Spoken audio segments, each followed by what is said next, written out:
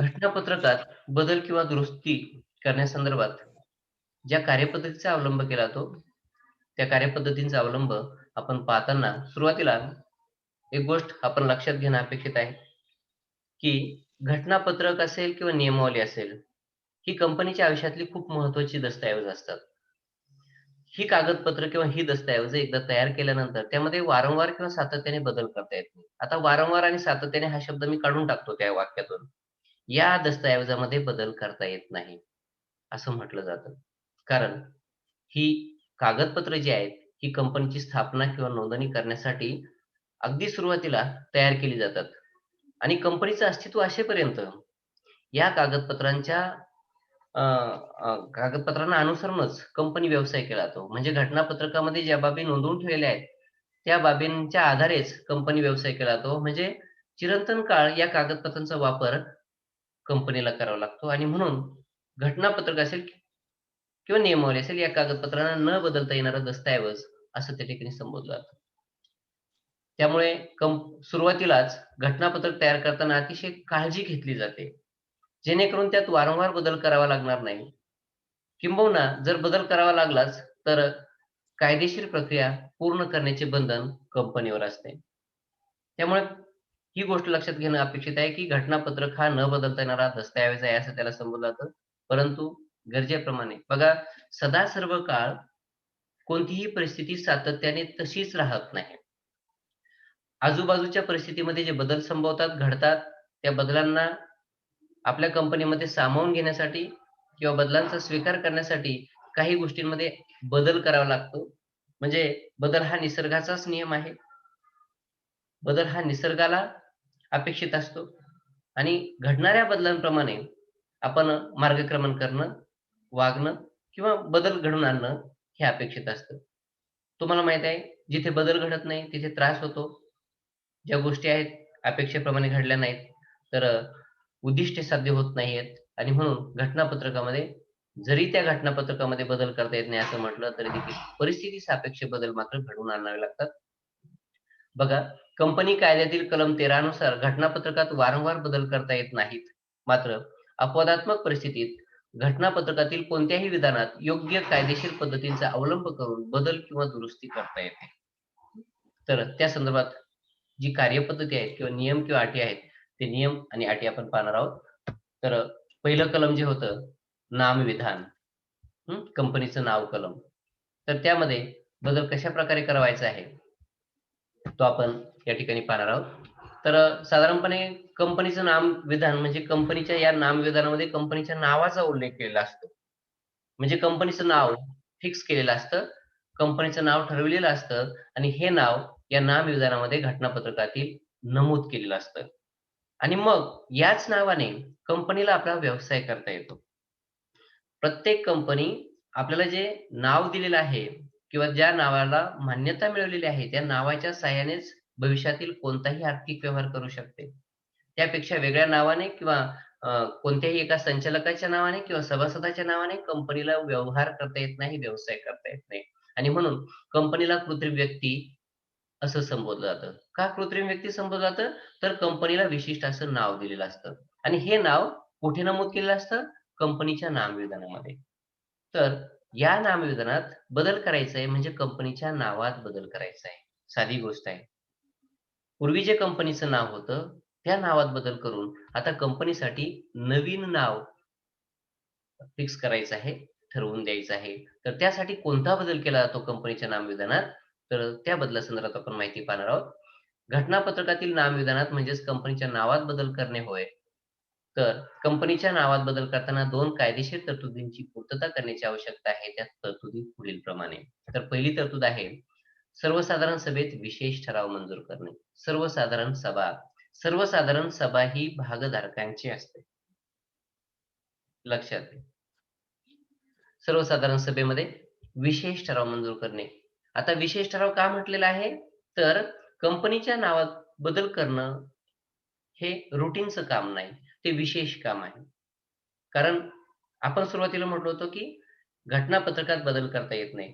आता कंपनीच्या घटनापत्रकातील नावात बदल करायचा आहे, कंपनीच्या नावात बदल करायचा आहे, हे काम रुटीनचं काम नाही, सोपं काम नाही किंवा साधं काम नाही, तर ते विशेष काम आहे आणि म्हणून कंपनीच्या सर्वसाधारण सभेत त्या संदर्भातला कोणता कंपनीच्या नावात बदल करणे याविषयीचा ठराव मंजूर करावा लागतो आणि मग जे काही नाव ठरवायचं असेल, त्या नावावर चर्चा करून त्या पद्धतीचा ठराव त्या ठिकाणी मंजूर करावा लागतो.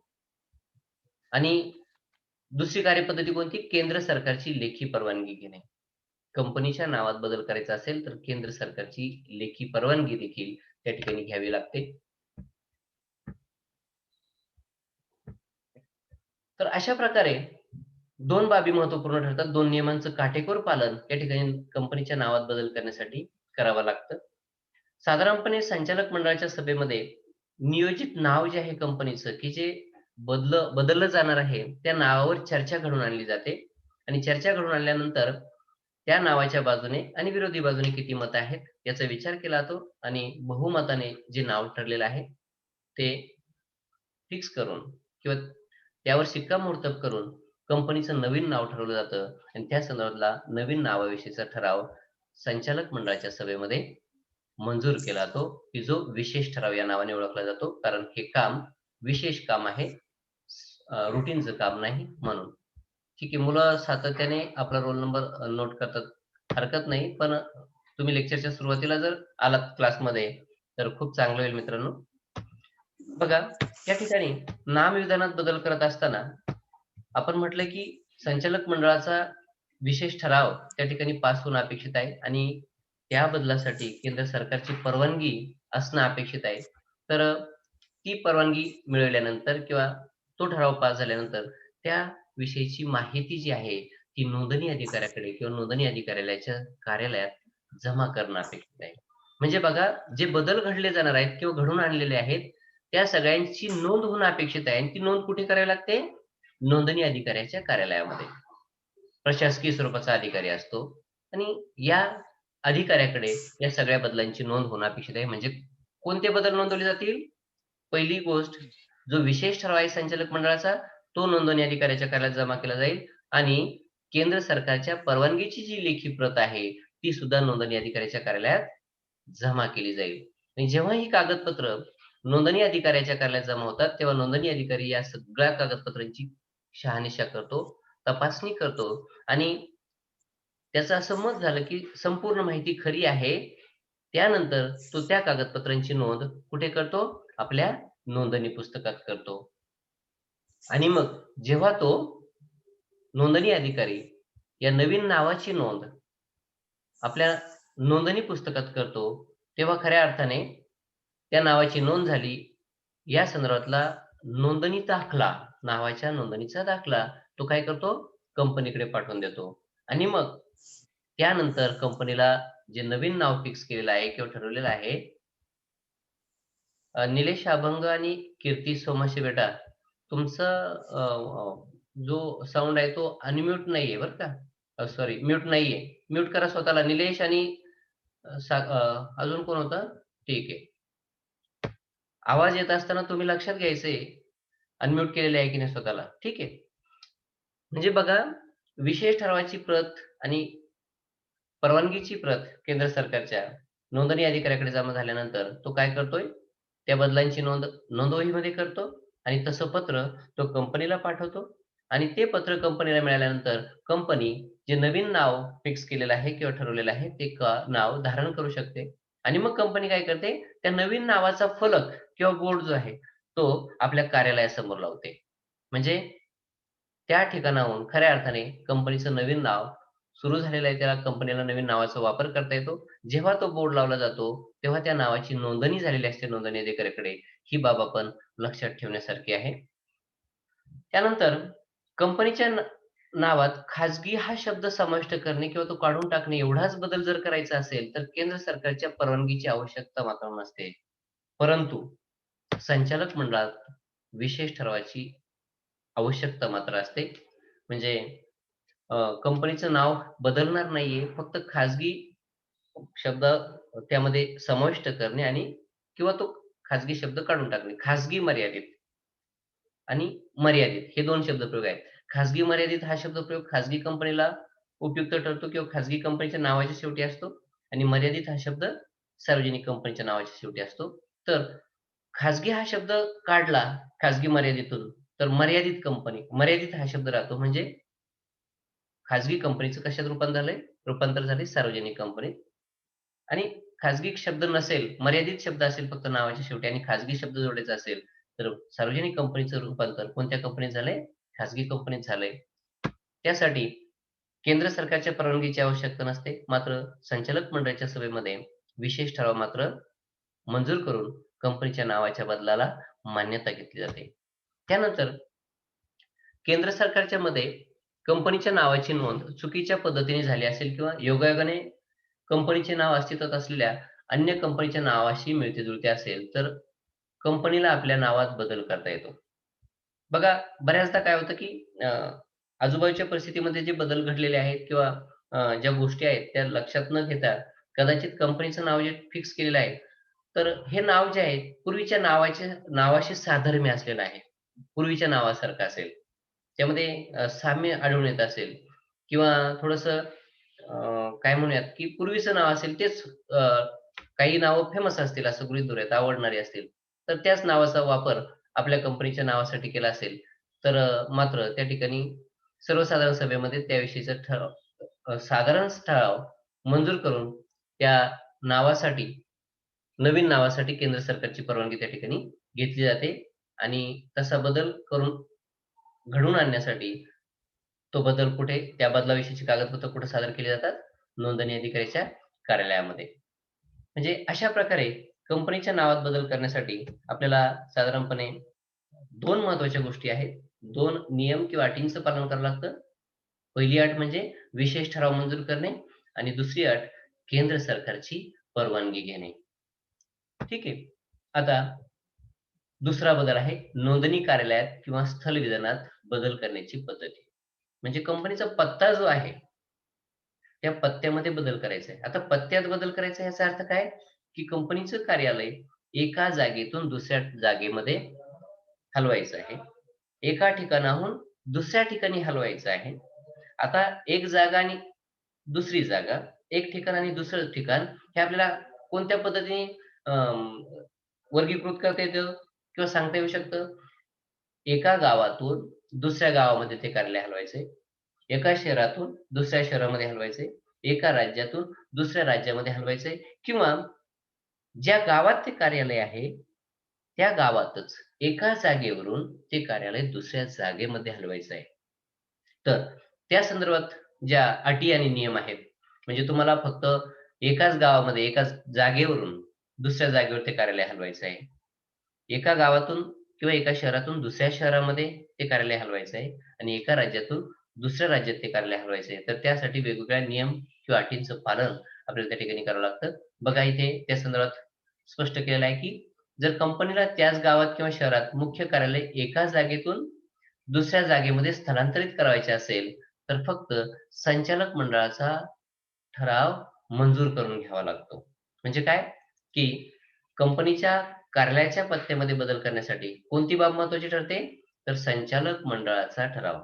कंपनीच्या कार्यालयाच्या ठिकाणात किंवा कार्यालयामध्ये स्थल विधानामध्ये पत्ता कलमामध्ये बदल करण्यासाठी काय असावं लागतं? संचालक मंडळाचा ठराव संमत करून घ्यावा लागतो. याशिवाय वेगळ्या कायदेशीर प्रक्रिया राबवण्याची आवश्यकता या ठिकाणी नसते. केव्हा?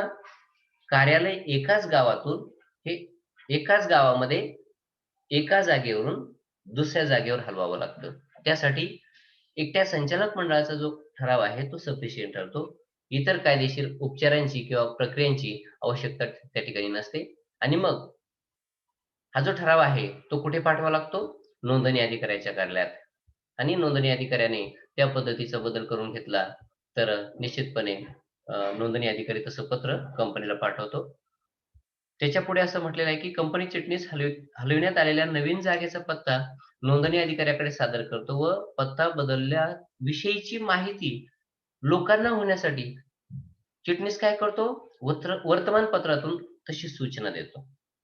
म्हणजे सर्वसामान्य जनतेला ज्यांना त्या कंपनीच्या कार्यालयाशी संपर्क साधायचा आहे, त्या सगळ्यांना त्याविषयीची माहिती होण्यासाठी वर्तमानपत्रातून तशी सूचना किंवा जाहीर सूचना म्हणूयात आपण, चिटणीसामार्फत दिली जाते. हे केव्हा? फक्त ज्या एकाच गावात, एका जागेवरून दुसऱ्या जागेमध्ये ते कार्यालय हलवायचं असेल. आता दुसरी कार्यपद्धती काय आहे? जर कंपनीला त्याच राज्यात किंवा एकाच संबंधित राज्यामधील एका गावातून दुसऱ्या गावामध्ये कार्यालय हलवायचे असेल, तर सर्वसाधारण सभेमध्ये विशेष ठराव संमत करावा लागतो. बघा, एका गावातून दुसऱ्या गावामध्ये किंवा एका शहरातून दुसऱ्या शहरामध्ये. राज्य मात्र ते पर्टिक्युलर एकच आहे. फॉर एक्झाम्पल महाराष्ट्र राज्य आहे. कोपरगाव शहरातून ते कार्यालय तुम्हाला जर राहाता शहरामध्ये हलवायचं असेल, तर त्यासाठीची काय प्रोसिजर आहे? त्यासाठी फक्त संचालक मंडळाच्या सभेमध्ये विशेष ठराव संमत करून घ्यावा लागतो आणि त्या ठरावाची एक प्रत नोंदणी अधिकाऱ्याकडे सादर करावी लागते. त्यानंतर नोंदणी अधिकारी ती बाब नोंदवून घेतो आणि तसे पत्र नवीन बदलाचं कंपनीला देतो. तेव्हापासून नवीन जागेच्या अनुषंगाने किंवा नवीन पत्त्यावर कंपनीचा पत्रव्यवहार लागू होतो किंवा केला जातो. त्यानंतर आता तिसरी अट आहे, कंपनीचे नोंदवलेले कार्यालय हे एका राज्यातून दुसऱ्या राज्यात अथवा केंद्रशासित प्रदेशात हलवणे हलवायचे असेल, तर त्यासाठीची कार्यपद्धती आपल्याला फॉलो करावी लागते. तर कंपनी कायद्याच्या कलम 13, पोट कलम 4 अनुसार कंपनीचे कार्यालय एका राज्यातून दुसऱ्या राज्यामध्ये जर हलवायचं असेल, तर त्याविषयीचा फॉर्म नंबर INC 23 केंद्र सरकारकडे भरावा लागतो. आणि हा फॉर्म भरत असताना बघा कोणतं कलम आहे? कंपनी कायद्यातील कलम 13 पोट कलम 4 अनुसार. आणि फॉर्मचं नाव काय आहे? INC 23. हा फॉर्म भरून तो कुणाकडे सादर करावा लागतो? केंद्र सरकारकडे.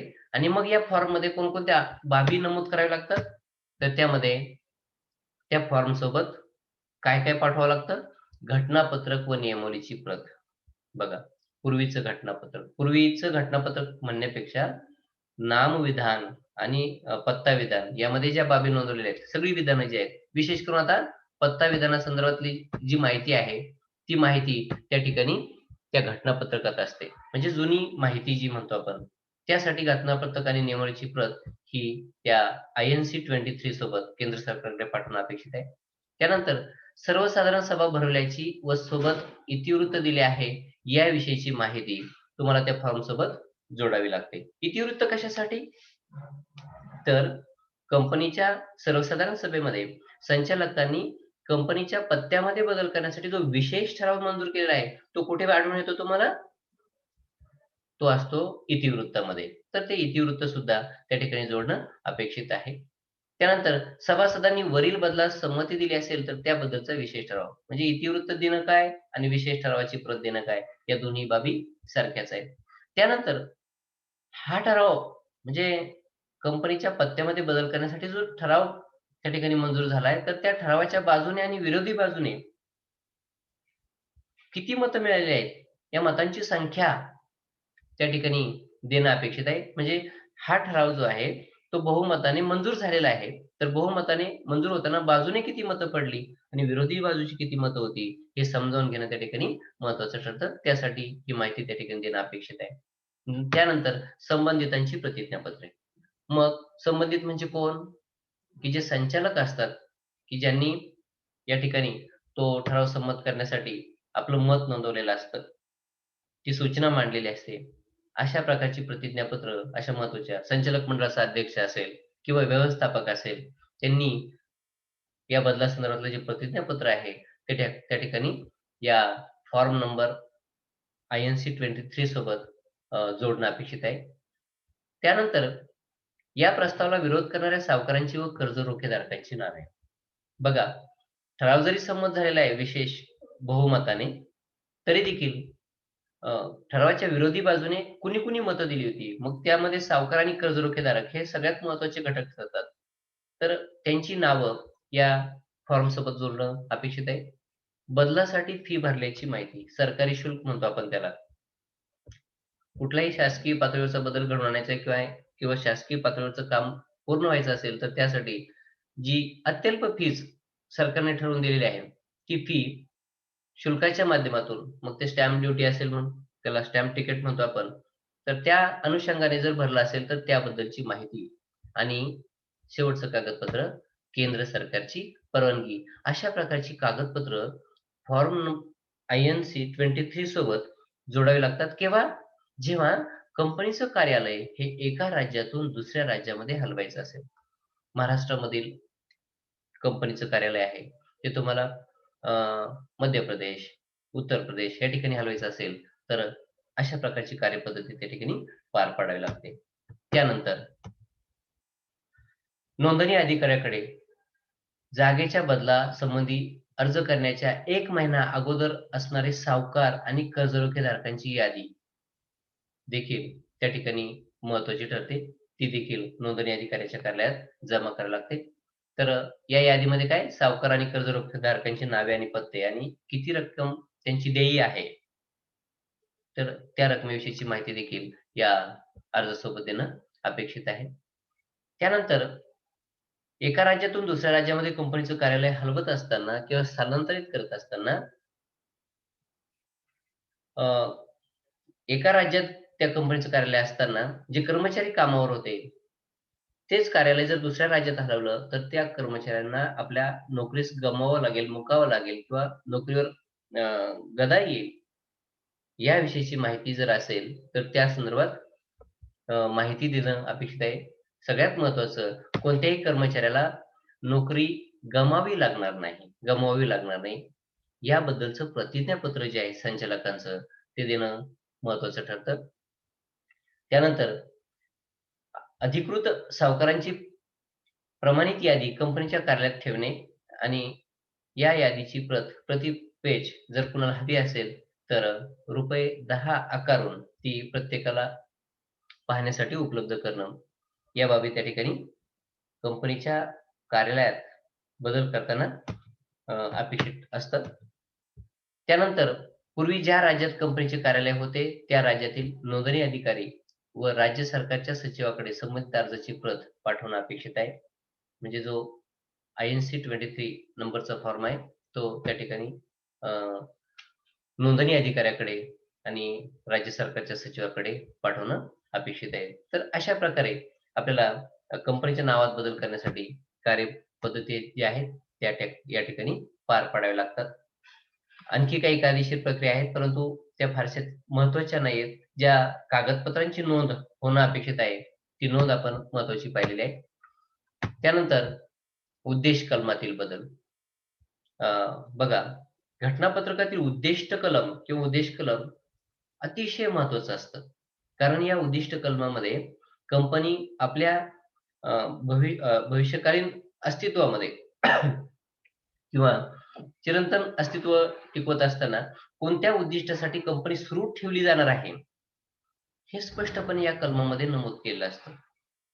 आणि मग या उद्देश कलमामध्ये आपलं उद्दिष्ट नमूद करत असताना कोणत्याही प्रकारचं बेकायदेशीर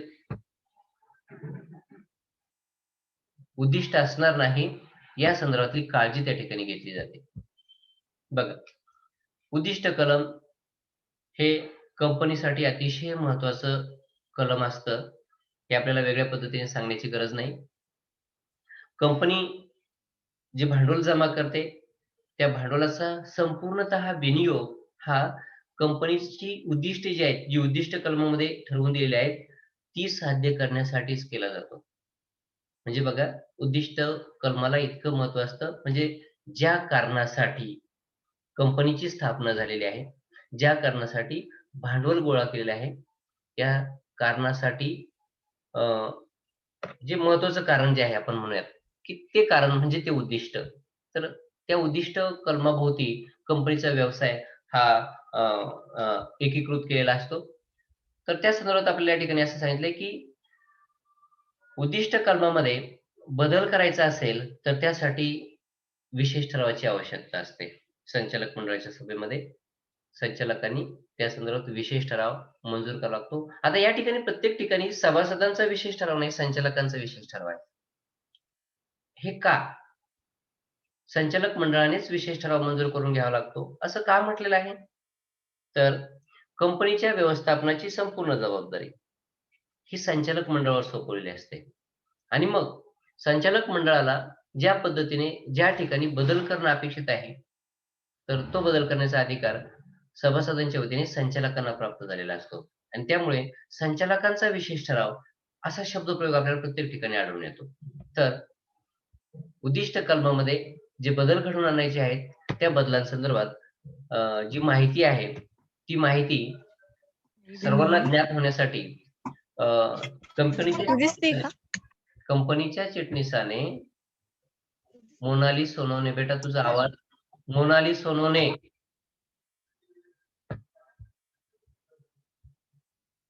उद्दिष्ट कलमात बदल झालेला आहे हे समाजाला कळण्यासाठी काय करावं लागतं?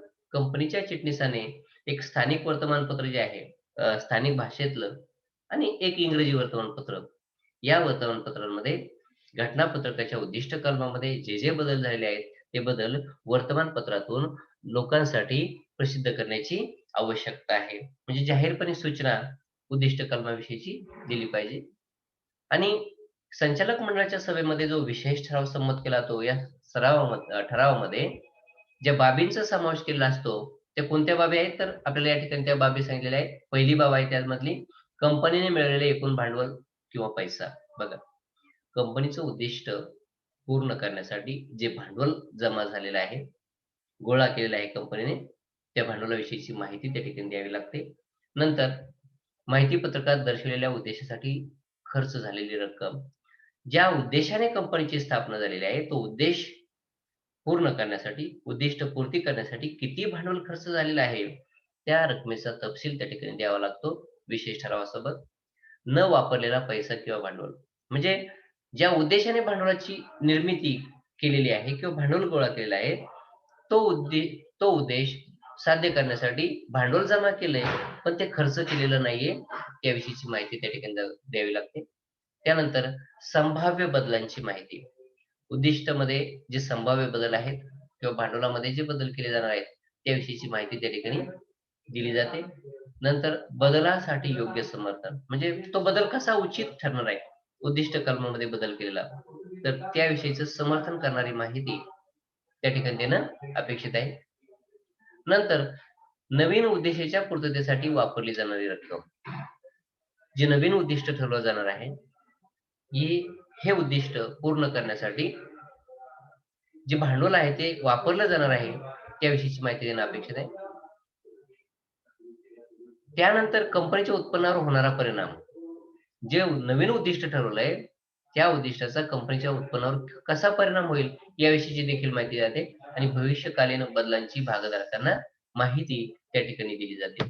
तर अशा प्रकारे आपल्याला उद्दिष्ट कलमामध्ये बदल करण्यासाठी त्या ठरावासोबत माहिती त्या ठिकाणी जमा करणं अपेक्षित आहे नोंदणी अधिकाऱ्याच्या कार्यालयात. त्यानंतर जबाबदारी विधानात बदल, जबाबदारी विधानात बदल. गायत्री जाधव, बेटा आम्ही सांगितल्यानंतरच तुम्ही स्वतःला म्यूट करायचंय का? ठीक. जबाबदारी, आता ही जबाबदारी कुणाची, तर प्रामुख्याने ही संचालकांची, भागधारकांची. बघा, खासगी कंपनीमध्ये भागधारकांची जबाबदारी ही अमर्यादित स्वरूपाची असते, तर सार्वजनिक कंपनीत भागधारकांची जबाबदारी ही मर्यादित स्वरूपाची असते. आणि हे कशावरून सांगतो आपण, कारण याविषयीची स्पष्ट जाणीव किंवा स्पष्ट उल्लेख कुठे केलेला असतो, घटनापत्रकातील जबाबदारी विधानामध्ये किंवा जबाबदारी कलमामध्ये. त्यांची जबाबदारी ही मर्यादित असेल की अमर्यादित असेल हे स्पष्टपणे नमूद केलेलं असतं.